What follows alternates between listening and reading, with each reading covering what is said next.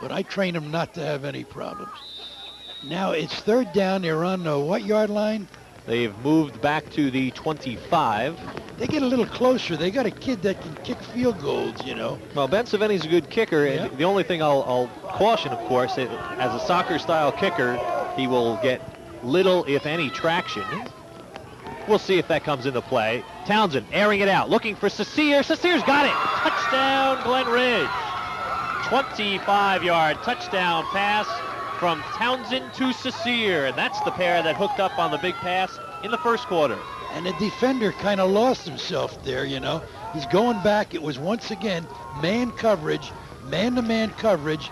He took off. He slipped a little bit on the coverage. And by the time he recovered, the ball was in the air. The receiver knew where he was going to throw it. The defender knew where it was going. The defender had no chance.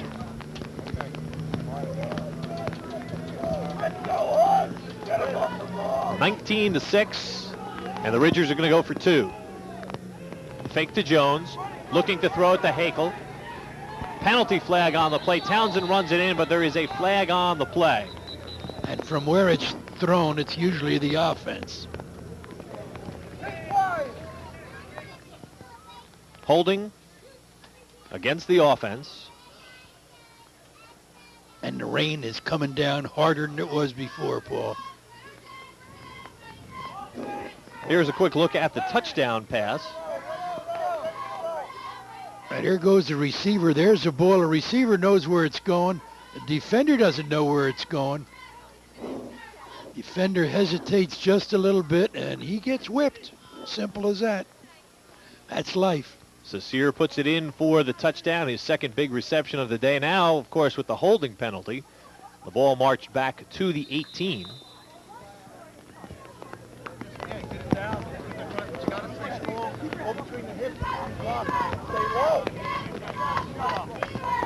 Well, there's one good thing about playing, and another good thing about playing in the rain, you know. When you play in the rain and you lose, you can always blame it on the weather.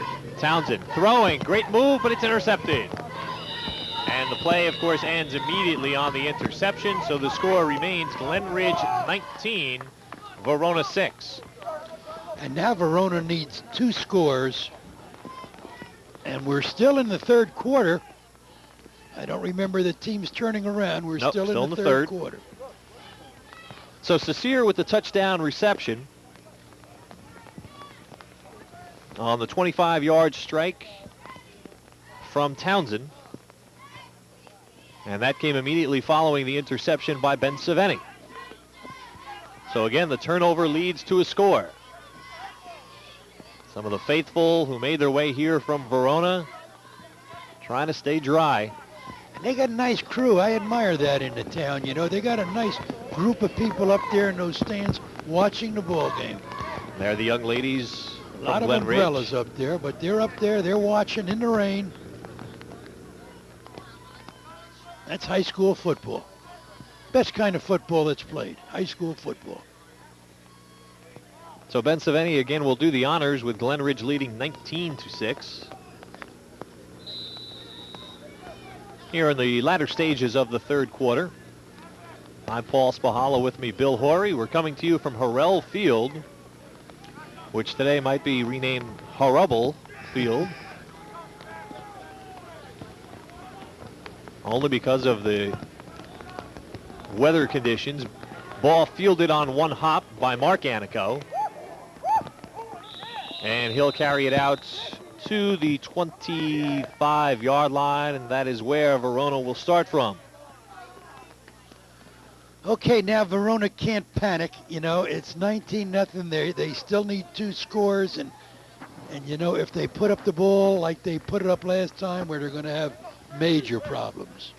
They're going to have to listen to my my poem. Coming up next week on TV3, you're going to get a chance to see one of the big surprise teams in New Jersey and in Essex County, Clifford Scott, as they take on West Orange Saturday night at 10:30 and Sunday morning at 9:30. All right, Hillbillies, still plenty of time to stay with their running game, but they've got to make it more effective. Anico bounces off of one tackler and immediately wrapped up. Well, they're getting penetration. Glen Ridge is getting penetration. Don Dubois and and Ben Skrull are penetrating in there, and they're making it tough. Tackle by Devin Martignoni.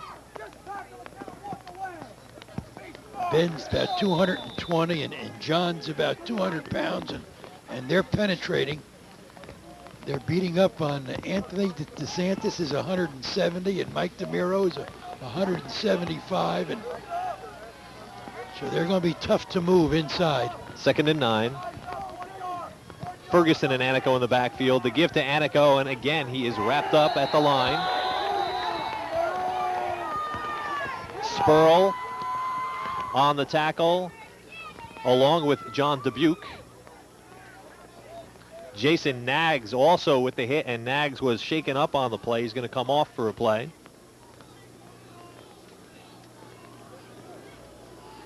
Nags is 220. Halstern's 205. Dubois is 200. Sterl's 210. They got a nice balanced There's Jason Nags. 207-pound defensive front four. 3rd and 10.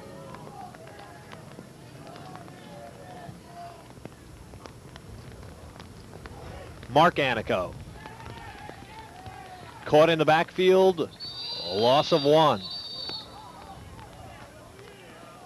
And the Hillbillies will have to punt it back.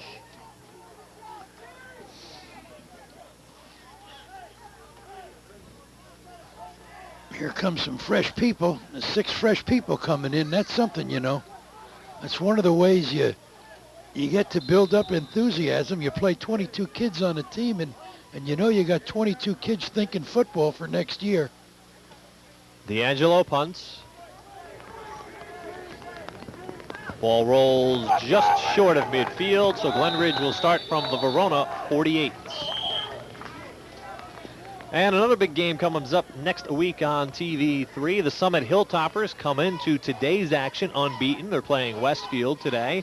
The Rahway Indians just suffered their first defeat of the season last night against Elizabeth. So on paper, this looks like a good one. You can see it Sunday at 7:30, Tuesday at 2:30, and we're going to take a short break because third quarter action has come to a close. We'll be right back.